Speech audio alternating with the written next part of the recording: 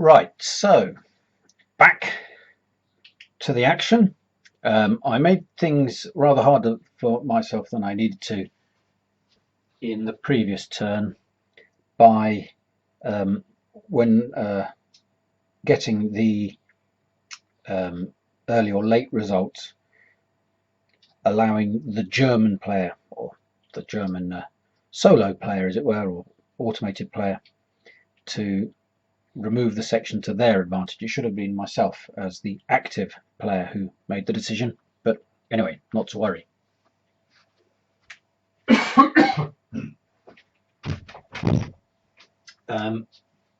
The Germans have the initiative. We're going to roll for weather. It stays good.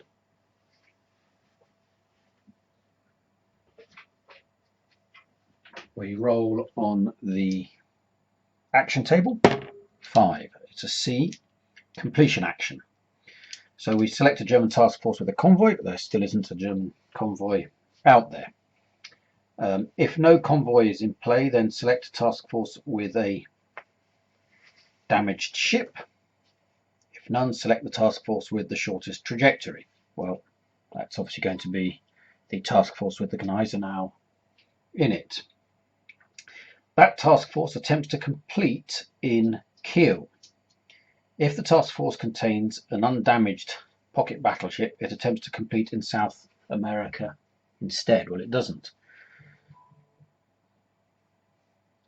The selected task force may need to perform a trajectory action first, most direct route, and will avoid enemy ports and air bases, but not enemy stations. If the trajectory length or intel attachment prevents completion, pass instead. So, the Gneisenau, as quickly as possible, is going to try and head back to Kiel. I'm interested in getting drawn into a conflict that really can't win on its own against this large British task force. So that trajectory action completed. It now looks to pass. It's a fast task force. 4 segments are removed.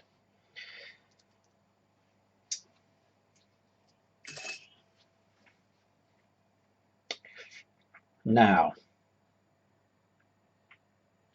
I think we can pursue it. There is an interesting rule in the scenario that says any engagement by British task force or airstrike in this segment, Norwegian waters, I suppose, remaining currently neutral, sparks an international incident. I've not looked at what those international incidents could be. I suspect that it could lead to the deduction of points. So I suppose there's a trade-off between the points I could gain by damaging or sinking the Gneisenau against the points I could lose by provoking an international incident. Nonetheless, let's, for no harm anyway, see whether we can't actually just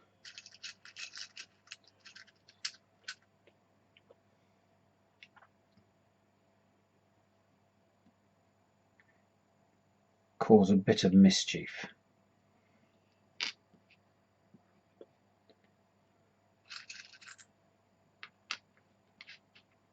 I mean, I've got to be careful that I don't find myself within the range of German airstrikes, which I am here, certainly am here.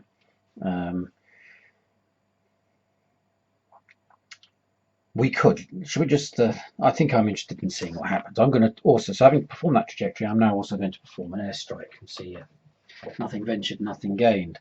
So let's launch from Scarpa Flow. We're going to strike here. We have a coordinating task force here.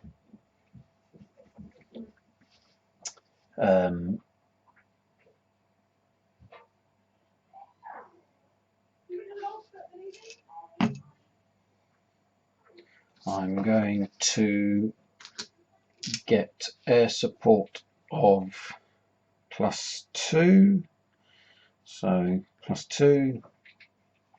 There's no evasive markers, there's no contact marker. I have coordination in good weather of +2.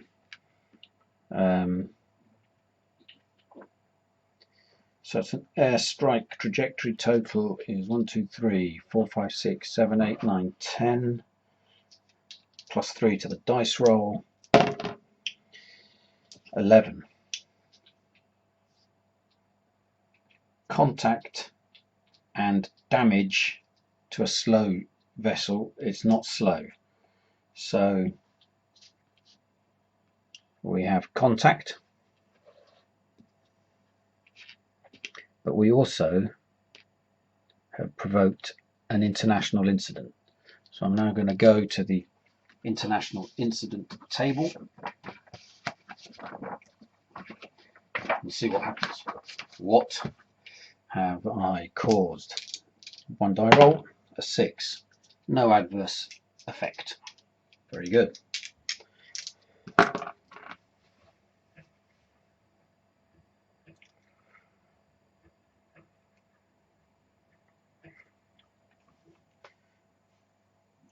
So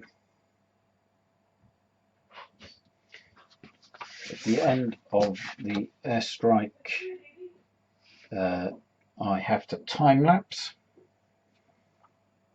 1, 2, 3, 4. Gets me.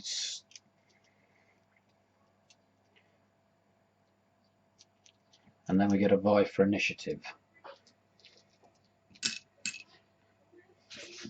So, red die for the British. We retain the initiative.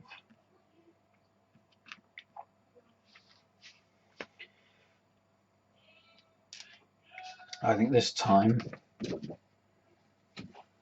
we're going to do a naval search. So we're going to search in this hex.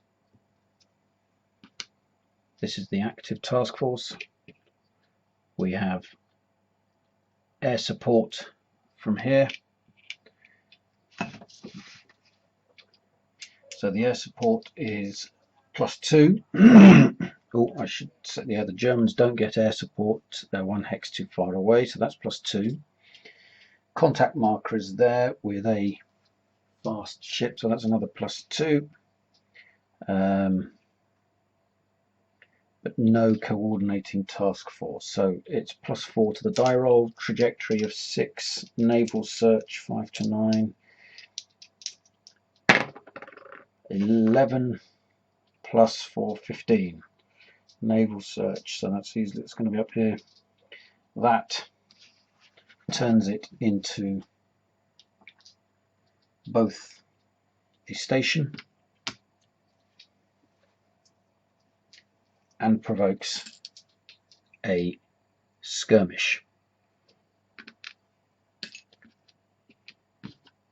which is a 1-round battle.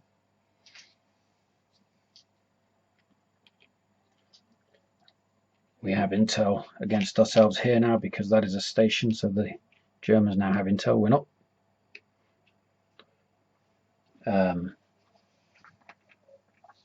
So in a moment we are going to come to a skirmish.